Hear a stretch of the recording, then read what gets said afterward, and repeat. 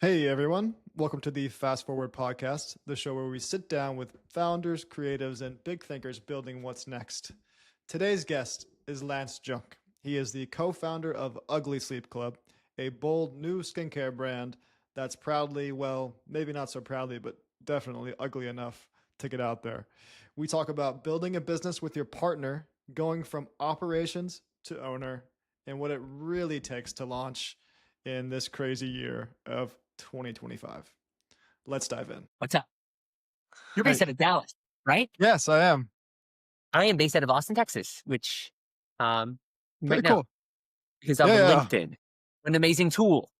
yes. I saw that you're based in Austin. That's cool. How long have you lived in Austin? I've lived in Austin about 5 years. I'm Nice. from Missouri originally. Are you from Dallas, born and Yeah, raised, or what brought you to yeah. Dallas? Actually, I am. I actually lived in Austin a long time ago, but I've been in Dallas for the past about 5 years as well. But I've moved around a bit, and now I'm back in Dallas. Tell Yeah. me about the podcast. What led you to start it? How long have you been doing it?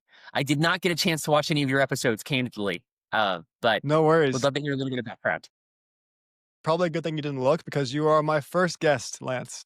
Perfect. Let's do it, brother. For me, I come from a family of entrepreneurs, and I've always felt like their stories are something that helped me grow in my own personal life and business life. And now see an opportunity with all the technology we have in the world and the availability of podcasting and such to reach out to people like my family and kind of get their stories and help other entrepreneurs understand ways that they can do it, like real authentic stories from people who are in it right now. Really, just if you want to give us your background story and how you discovered Ugly Sleep Club and the challenges and the rewards that you've gone through in the early days of building a brand. Okay. So I went to the University of Iowa. Okay. And I went to the University of Iowa because it has one of the best writing programs in the country. And when I was growing up, I wanted to be a playwright, which Okay. being a playwright is funny because it's like that's a job that doesn't really exist anymore. It'd be like Yeah. if I went to college to become like a scullery maid or something, you know what I mean? You know what I mean? Like a candle maker. And I was in the theater program at the University of Iowa. I did a little bit of acting in high school. And I realized really quickly my parents had a restaurant growing up. And so I grew up in kind of the same entrepreneurial environment. And I realized I was never going to be a good theater person because in theater, you never get to be your own boss. Okay. So, and I got involved with something called the Hawkeye Startup Accelerator, which there's Okay. in Iowa, they have the Tippy Business School. Okay. It's a pretty good business school. Nice. And there really is a big focus on entrepreneurship. In fact, I think it's the one of the few big state colleges that has an entrepreneurship program. Okay. Yeah. Yeah. Um, so I won this pitch competition for this Oh, you brand won. idea. Yeah, no, so no. Let me step back. So it, the startup accelerator started in June. In April, I'd won this pitch competition for the idea of something called Clean Slate. Okay, the use case of this would be like Walmart. You have to hire 200 people for Mhm. kind of Q4, and so you have to screen all these people in mass. It's totally some NSA invasion of privacy. You know what I mean? It did not seem as bad in 2018 when I was 19. I hadn't heard anything about Edward Snowden yet. That You seemed had seemed good like a fun. intentions. Okay, seems good intentioned. Yeah. Okay. Well, $1,000 in a pitch competition. So I said, oh, I'll apply for the startup accelerator. Okay. Nice. So I get into this startup accelerator, and there's like real brands in this startup accelerator. Like several people in the startup accelerator would go on to be on Shark Tank. They would go on to do funding rounds. She's wonderful. And She's so I a got into client this group. now. Yeah. She's a client now at my day job that I'll get into in a second because I've Okay. worked in e-commerce professionally for the last 6 years.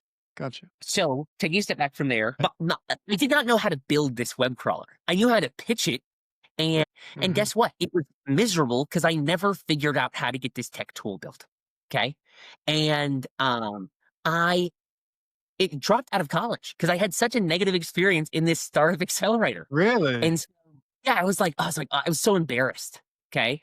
That It was like an I left. all-encompassing thing that you went into with good intentions, and you found yourself overly frustrated that you couldn't even begin to face it because you were so, just like hurt and really just frustrated.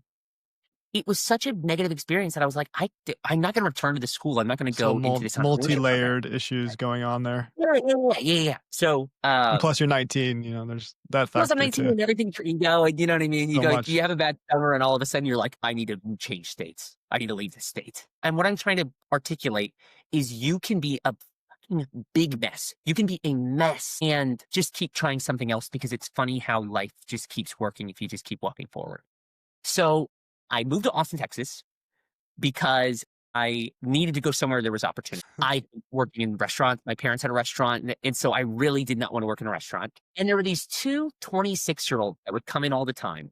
And they always had nice suits and they always like, ordered the expensive drinks and they always had different dates. And at one point, I probably saw them 4 or 5 times. And at one point, I just went, what do you guys do? And they go, oh, we're account executives at Oracle. Yeah, Okay. huge in An account Austin. executive is like a sales role. And they were headquartered in Austin until very recently. And so that night, I went and they said, oh, well, if you want to be an account executive, you have to be a BDR. Okay. That's all the advice they gave me. That was their advice. That night, I went home and I was like, what is a BDR? How do I not work at the bar anymore? And I literally started applying to jobs that night. Okay. At like I got off at work at 1 a.m. Probably these hiring managers thought I was insane because I'm applying to these jobs at 2 a.m. And so I applied to all these jobs and I get a response from a company called Cart.com. Okay. Here's Sure. what Cart.com was. You might remember in 2020, 2021, Shopify was trying to be like an all-encompassing um, e-commerce Yeah, solution. yeah, Okay. So they went out and acquired Deliver, which was a big 3PL conglomerate. Okay. okay. 3PL is third party logistics. Basically, it's a shipping warehouse for Shopify brands. Okay. This didn't go super well for Shopify. They end up selling it to Flexport and focusing on what they do really well, which is the software side. Okay. But there was this time period where there was this idea that one company could be everything e-commerce. Mhm. It could be your marketing agency. It could be your shipper. It could be your storefront. It could be your sourcing agent. And so it was great. I finally got to kind of work in corporate America and really in e-commerce and discovered that I loved e-commerce. And in December of 2021, I was I was just getting sick of being a BDR. And I'm always someone who's like, has some side project, is working some hustle. And so my mom called me and said, have you heard about this thing called ChatGPT? It's amazing. This is like 2 days after ChatGPT came out. Wow. So I used it and I had it like generate some essay I can't remember what the first thing I Yeah. used it for. But I literally like stood up and had to do like a walk around the block. I was like, it blew my mind. Yeah, me Wow. too. And so I said, okay, I'm going to make a video course on this. And I'm going to talk about how brands can use this to make marketing content. Okay. Nice. In the next 2 years, we would sell like 60,000 copies of that course. Okay. Nice. And so Via which platform? Udemy. Nice. I'm familiar. Yeah. And so there was like 9 months in early 2023 where I was That's like really cool. the guy on Udemy for how to use Really? ChatGPT. That's really cool. I had I like a didn't see Business that. Insider article and I went on Japanese nighttime television and I was like, I did this like media circuit sort of. That's fascinating. So we got some early customers Mhm. and then I got approached by a very, very big direct to consumer brand. Um, I would probably put the evaluation of this brand at $1 billion. Okay. Wow. Women's clothing company. Okay. Okay. And we closed a really, really big contract to do creative marketing for this women's clothing company. And we were completely unqualified to close this contract. Like way outside our depths. And I wasn't a good enough marketer when they didn't like something to push back and tell them, hey, just try it. Like I wasn't confident enough. And so we scaled up to 8 employees to service this one client. This one client became the entire agency. Wow. And then when this client ended the contract, I was so depressed. I had to fire everybody. We didn't have any wages anymore. And then I Yeah, like laid it's in bed for 5 months. You know what I holy mean? crap. Dude, I could not. It took me a long time Yeah. to come back from it. What is there to get up for?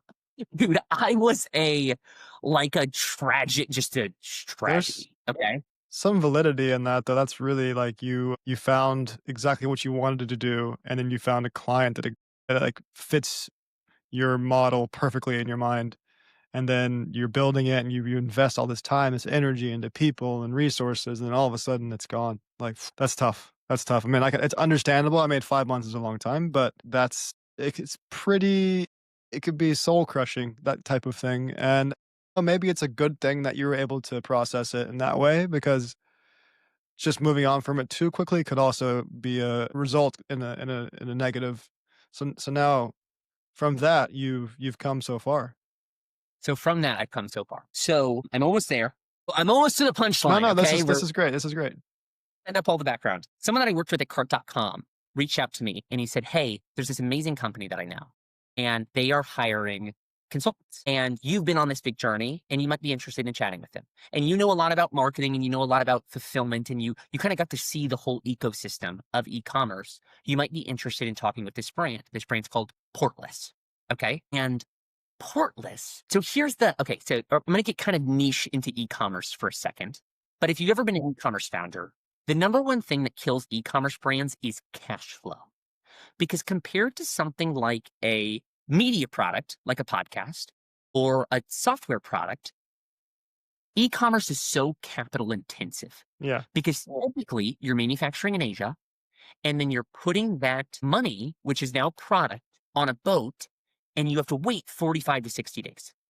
And then you arrive at port and you have to pay tariffs on all those goods up front before they enter the country.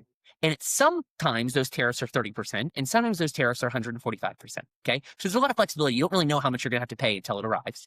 And then it Crazy. gets off the boat and you get it onto a truck and you pay an American trucker to drive it to your 3PL in Louisville, Kentucky, or Long Beach, or Las Vegas, et cetera, et cetera. And it's this 4-month process where you have to tie up all this money in product before you even have Yeah. tested. You don't even know if Right. people want this product yet. You're not even close Okay. to market yet. You're still testing. Yeah. Yeah.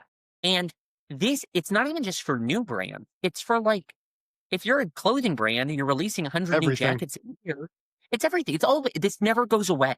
Okay. Product. And Exactly. that is why. So here's the reason. Do you want to know why Shein is a huge success while Zara and H&M have like not been able to keep up with Shein? Because they sell the exact same products. Do Mhm. you know why Shein is kind of beating Zara and H&M in this market right now? Is Shein purely online So or Shein's no? purely online, but get away from that for Okay. 1 second and just think the D2C store, because you can order H&M online too. True. And so if it was more profitable for H&M to just sell online, they would just sell online. Why is Shein more popular than H&M and Zara? I don't shop at Shein, so it's hard for me to say exactly, but it seems like they have more products. Is that right? So you're right. They have more products at a better price. And the reason Cheaper. they have more at a better price is because they just ship directly from China. And so they don't have That to makes so much sense, actually. inventory for months and months and months. They just, as soon as it's ready, they put it on a plane and they send it Wow. right to your door. And so their cash flow turnover is amazing. And so Really good. Shein can afford to make pennies on a shirt because they turn it over, turn it over, turn it over, turn it It's over. quantity. It's quantity. And so Fast Portless fashion. is a 3PL in China that helps brands operate more like Shein and basically have this better Wow, that's cash fascinating. flow. Okay. And the guy who started it is so great. It is exactly what I needed. I needed to work with like really competent, really kind people at this point in my life. Okay. And so this model of fulfilling directly from China is asymmetric warfare over your competitors because you can just do so much more with so much less money.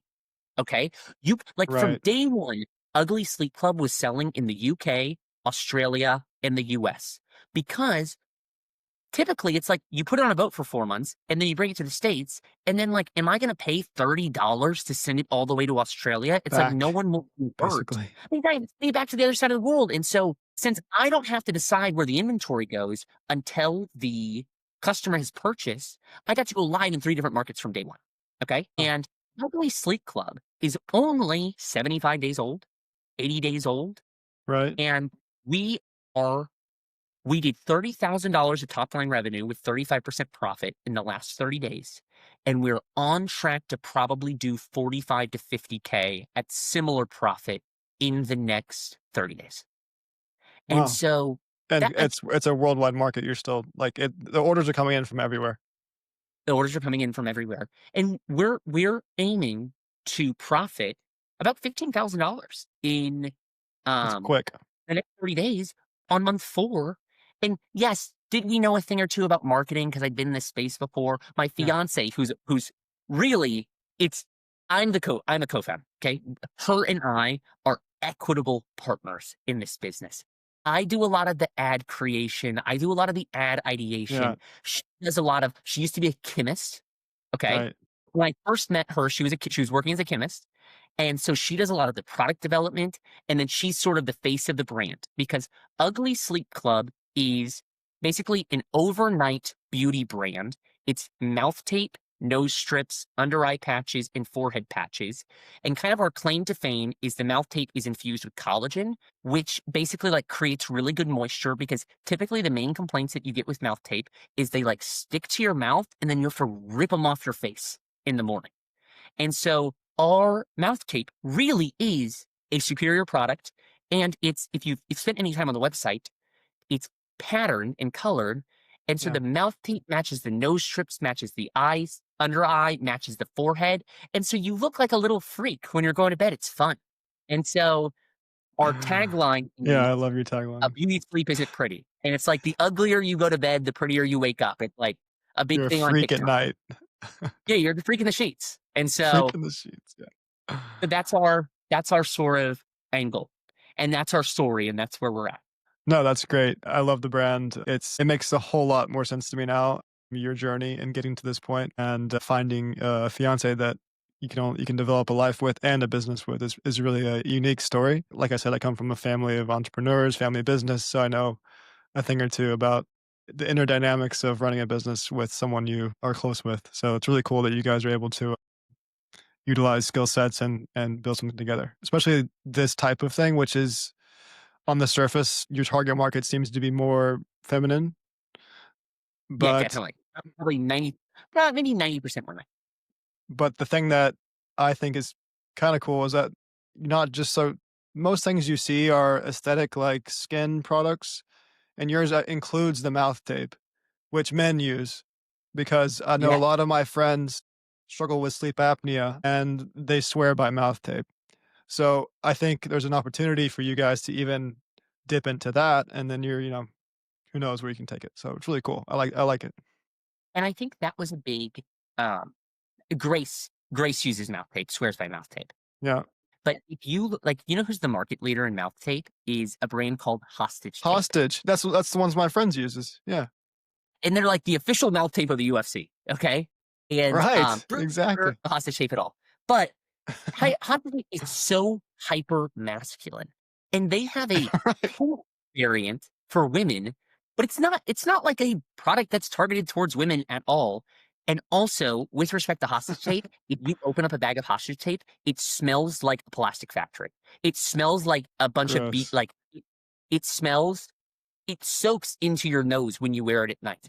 And so we wanted to create something that was a gentler scent and like better sleep is a it's not just like a cognitive function, it's beauty function. And so that's sort of how we kind of positioned ourselves initially. And it has been so you just get so much it's been so awesome to see people's response to it. And so it's been a really, really awesome ride and we're early. And so um Yeah. It's a great product, and especially if you're using better ingredients. And you said there's collagen in the mouth tape. Is that what you said? yeah, so it's collagen infused. So the adhesive is collagen based, and so that's what it sticks with. Usually, people are using like a food safe glue, and so that's why it kind of is like rough when it tears away. Yeah. Um, and we do like a cotton blend with a collagen based adhesive, and so it really is like I really believe it's a superior product, and It's so plastic um, free then. it is plastic free. Yes. Wow, that's really cool. there's like the packaging is plastic. There's You know what I plastic on the mean? pack Yeah, with what you're putting on your mouth is directly is not. plastic. Yeah. It's really cool. But most of them are like they're sort of nylon and then the adhesive. There's not a ton of plastic. I won't go after the competitors for their plastic usage, but yeah, yeah, yeah. I haven't used it, but this even this product is more appealing to me than the hostage tape, especially because it's just so masculine. Like, why does it need to be that way? Can we just do something normal? That Grace, my fiance, and I would always joke about when we were early on developing this product, where he would go, and for the ladies, pink mouth tape. We'd always just I don't say it because it's sort of a silly As if it's the sort of color is silly. enough. So it's in marketing. What, if you don't mind me asking, like what growth channels are working for you right now? Are you doing paid, organic, more community based? What's like what's been your experience so far? It's a great question. We use paid marketing as our primary channel, and then we also have an Instagram that, like, I think that organic is great, especially if you're in a CPG product, a consumer packaged good product, because your margins aren't high enough that you're making a ton of money on the first purchase. Really, where you make any money at all is by people liking it and coming back and purchasing it and purchasing it and purchasing it. Because, Yeah, you sell couches, you're going to sell one couch to someone every 10 years. We sell our mouth tape in 30 and 90-day supplies. And so we're hoping that people come back every 30 and yeah, 90 that's days the and buy main more, market. right? That's the main market. And so we have an Instagram that we increasingly get more followers, which is good. And our Instagram's funny. We try to make it, we try to be charming with it. And then I really think, even if you are a celebrity, you should be running paid meta ads. I think the era Got it. of like purely organic is very, very uncommon. Like, okay, here's an example I like to give. Okay. Skims. Okay, do you know who the Yes. co-founder of Skims is? You know who the co-founder of Skims is? No, Kim Kardashian. Skims runs Facebook ads. The Kim Kardashian community, they run Facebook ads. That's how powerful Facebook ads are. You need to be running Facebook ads if you're a brand that really wants to grow. even if you're at that level, is what you're saying. Even if you're at that level, Kim Kardashian, I mean, she's not doing it directly, but Kim No, of Kardashian course. business runs Facebook ads. You should be running Facebook ads. But there's a group out of Australia called E-commerce Equation that if you are under $30,000 a month in revenue, you can get into. I mean, I won't give away their pricing strategy. It's extremely affordable, and the value has been amazing. And I found out about them because a lot of my successful clients at Portless said, "We're members of E-commerce Equation. You should join E-commerce Equation." We joined it. It's been awesome for us. And so to shout them out, I'm a really big fan of that community. So valuable for an early e-commerce founder. Right. Nice. Have you been able to utilize any AI marketing tactics? So we don't use any, we, before we do photo shoots, we try to generate the photos with AI. So when we bring our photographer in, we have a pretty good idea of the shots we want Oh, to okay. get That's smart. or how we're going to position people. Some people are using like actually AI generated photos. That can work. Beauty, where so like this is a human face, I don't think it works. I don't think it's there yet. No. And then we use like, I've definitely used ChatGPT riffing on how do I make this joke hit at the end better? Or how do I, like, structurally, yeah, I use ChatGPT every day for sure. Me But too. I don't just say, hey, write me an ad for Ugly Sleep Club. I definitely, you definitely got to work with it. So, You feed it what you know. Basically, it's an extension. It's a tool for what yeah. you already know. Steve Jobs, he said this about the personal computer, and I think it really applies to ChatGPT, where it's a bicycle for the mind. Um, Yeah, which I think is sort of a funny. I think it's a pretty apt description. I agree. And I find that if I'm curious enough about something, you can pretty much uncover whatever you want now with the assistance of AI, and essentially just a tool to prevent any blockages you might have in whatever your business approach or personal life. It's really helpful in many ways. Um, okay, you're doing this with your fiance. She is Yes. the face of it all. She's a chemist, or what is it exactly? Yeah. So she's an analytical chemist for several Analytical years, chemist. and being a chemist is pretty boring because you're like making things to code over and over and over again. In a lot of ways, you're like the scientific equivalent of like a prep cook. And so in the last year, she transitioned from being an analytical chemist to she runs digital marketing for a startup that helps more imaging centers implement mammography scanning. Breast cancer is a major killer of women under 60, over 60. And Yeah, so part of it's mission based for her, part of it is it's a really good opportunity for her to run ads, and she's very creative. It's really her she gets to use her scientific mind there. that's really cool. And if for anyone that's considering going into business with their partner, any That's a great question. Great question. because I Good que think, I think a lot of people in like that's like almost a dream scenario would be to have that work, but it's not that easy to accomplish. That's why I ask. I don't think you can really change people. And I think sometimes people think their partner is supposed to fill every aspect of their life. And the thing is, you can have different people that are different aspects of their life. Okay. Grace is a big foodie. Okay. Not a huge foodie, but she likes fancy restaurants. Okay. I grew up in a restaurant. I don't care about restaurants. Okay. And so she has friends that she goes to restaurants with. Okay. And it's like, I don't need I like playing fantasy football. I don't need I can't expect Grace to be Mrs. Fantasy Football. She is on fantasy football and she got second place last year. She actually does play a little bit of fantasy football. But it's if you want your partner to found a business with you, make sure your partner wants to be a founder. Don't try to be, hey, I'm this. Yeah, And like I think that you pick the person. You pick the person for the type of relationship that you want to have. And I really wanted a partner I really valued a partner who I could found a business with. Like someone would always say, and this people always say this doesn't sound romantic at all, but it's extremely romantic, which is one of our biggest compliments that we say to the other person is that you're very useful. Like I always say, I love my fiance. She's so useful. And so I think that that's it's something we pick strategically. And like I have faults, she has faults. Like we are not everything to each other all the time, but I wanted someone I could build a life with, and building a business was a really good indicator of someone I could build a life with. And here's an anecdote that maybe it's going to even be a good thing to end on. Okay. Here's how I proposed. Okay. So we've been developing Ugly Sleep Club for 9 months. Okay. And we started our Facebook ads and we went to bed and we woke up to 2 orders. And we are in the bed at 6 a.m. I have to be at work. I work East Coast hours. Okay, at 6:30, I have yeah, to be at work okay?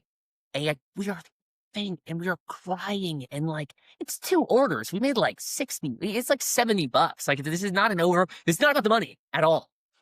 But this feeling washed over us that I knew like people when they propose, they try to like go to a sunset or go to see Shamu or yeah. like whatever to try to create this feeling that we were feeling. And I knew that was the right time to propose. And so I proposed at 6 a.m. on the kneeling on the floor of our bedroom while she's in pajamas. And because if we could build a business together, we could build a life together. And Wow. also I already own the ring. And so this wasn't about Ugly Sleep Club, but that moment was. And so that's my little story. You took a shared moment of pure exhilaration of making your first sale of a product you've been working on for some time and catapulted that into a proposal. It doesn't sound like from the outside telling the story may not sound romantic, but I think that's very romantic actually. More than Thank you, it's not brother. some staged event for others to enjoy, it's for the 2 of you. Yeah, yeah. That's the And most she was important always big thing. on, like, I don't want a secret photographer, Exactly. I want it to be about us. Um, That's and great. so, yeah, that's our that's our that's the Very story of the cool. ugly. So, that's where we're at. Nice. Well, pleasure meeting you, Lance. I think your business is very cool, and it hits a market that's exists, but not in the way you're doing it. So, with your background and your fiance's expertise, I think you guys will do great. And Thank looking you very forward much. to seeing you guys grow. And yeah, it's been a pleasure. Thanks for Thank being you, brother. my first Hey, guest. pleasure, brother. Thank you very much. I And look forward to hearing your new episodes after this one. thanks, Lance. I'll send you info. Hey, thank you, brother. Have a good one. Have a good one. Bye. Cheers.